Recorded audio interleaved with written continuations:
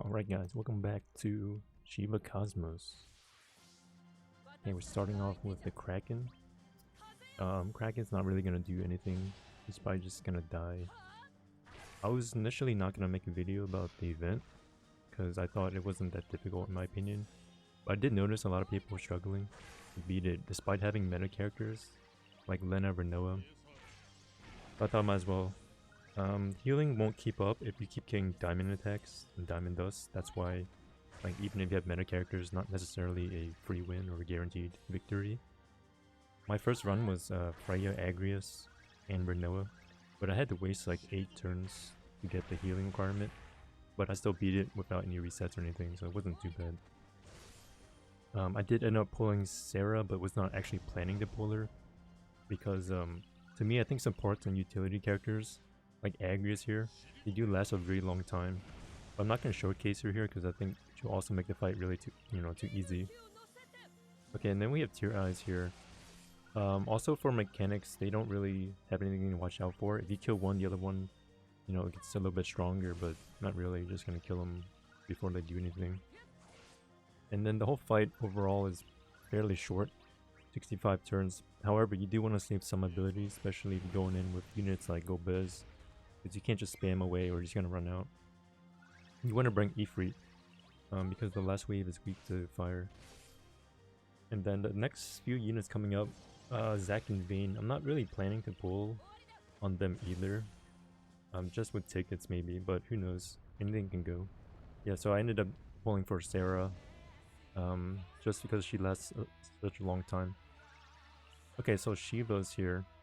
So what Shiva does is she starts out as a single unit, and then once you do enough damage, I believe it's 80% HP threshold, that's when she removes all debuffs and then she splits into 2 Shivas. But every time she does the AoE attack, which is Diamond Dust, she cleanses debuffs like as she's using it, so it's actually fairly tricky fight to manage if you don't have the right units. Because you can't bring like Setzer because she'll just dispel it and she'll still do the attack on you. But you won't dispel frame debuffs, that's why Agrias still works. Or you can just prevent them from moving at all if you use like a stun, like Cloud. Or you can delay them with Quizzes too. But the team choice that I'm showing here is going to be built around Agrias as crowd control. But like I said, Cloud or Quizzes can be effective substitutes if you don't have her. But then the thing that I like about Agrias is that silence works differently than paralyze. When you silence the enemies will like skip but also move on to their next action. So it will say like they're doing the Diamond Dust attack, but then when it hits their turn and they miss, then they don't do the Diamond Dust attack next turn. They actually go on to their next attack. Whereas with stun, they would still use Diamond Dust on the next round. So you can't totally prevent that. If you eat 1 Diamond Dust, it's not the end of the world, but 2 or 3 is gonna get problems, especially when you don't have good healing. Do you really need a healer though? It depends on your team and DPS units. So if you're using Agrias, she already heals. So then if you use Lena on top of that, it's going to be redundant. You're going to be lowering your team damage output.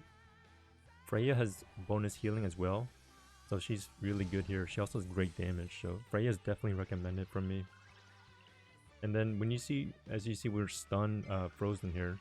It actually ticks down on your buffs. That's the biggest problem. Not so much the damage, because you can just heal that or prevent it, but it ticks down on the buffs. So like Golbez and Agrias, you see they have 1 turn left. That actually can be a pretty big mechanic to keep track of. And then for DPS units, you can just use 2 of them. A lot of people could be used here. I didn't really make a list because everyone's boosted, so you have lots of choices and lots of options. The notable ones are definitely the AoE guys. But then strong single target, Sephiroth and Jet are, still top. But anybody AoE would do massive damage here. I definitely recommend Freya. She does AoE and she does healing. And you're likely gonna take some HP damage in this fight. A lot of people will go for like the burst 1 down and then they'll delay the other one with Quizzes friend. That works too, but you're gonna need some really strong damage dealers. Like I said, Sephiroth or threat. Because Renault is AoE, so she's not really gonna work in that strategy. And then I tried to do just pure damage. So I brought Jet Friend. We're only gonna use Agrias as our crowd control unit here. And then we're gonna delay summoning as long as possible. Once you see them do the all attack, then we can summon. It depends on also like the gauge of Agrias' EX ability. Because if you can weave it in, you don't have to summon because they're already, you know, silenced. So you don't have to summon there if they can't move already. So you just gauge it and time it accordingly. And then the strategy is that Golbez can stay the whole time. Even though he has limited uses, he actually does, you know, the most damage on this team. And we can try to time it so that we can sub out Agrias. That's the plan anyway. And then Freya saved a lot of Dragon Breaths for this wave. Like you can just start spamming them, especially with the summon. You can get 2 turns in summon and you just start spamming it because they're weak to fire. You know, you can just do a bunch of splash damage and knock them down. Okay, so her EX is almost up. But we don't have to waste an ability there on just HP. And this is a good spot to summon. Because you don't want to waste an ability on Golbez just to break C. So we're just going to summon and disable with Agrias. And then from there we could sub out Agrias. And this is why Freya shines. You see that splash damage along with weakness. Just doing insane damage. Actually does more than Renoa. Because Renoa has a cap at 30k. With 50% splash. Unless you battery her, but her max that she can hit is always going to be 30k. But then Freya can just easily surpass that. Okay, now that they're paralyzed, we're not in danger. We're just going to bring in the friend and go to town here. And take him out. We can just use the meteor shot and then go jet slash for the rest of the abilities. Yeah, keep in mind they're silenced, so we have no fear of them hitting us here. And this is the beauty of AoE teams. You can just whittle them down at the same time. You gain a lot of damage, extra damage that way.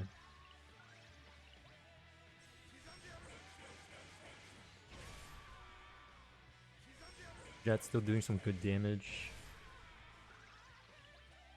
Alright, so we're gonna try to kill them at the same time here.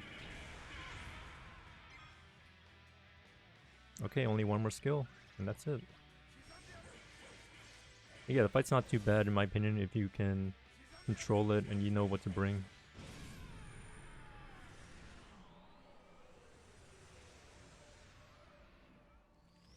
And they are dead.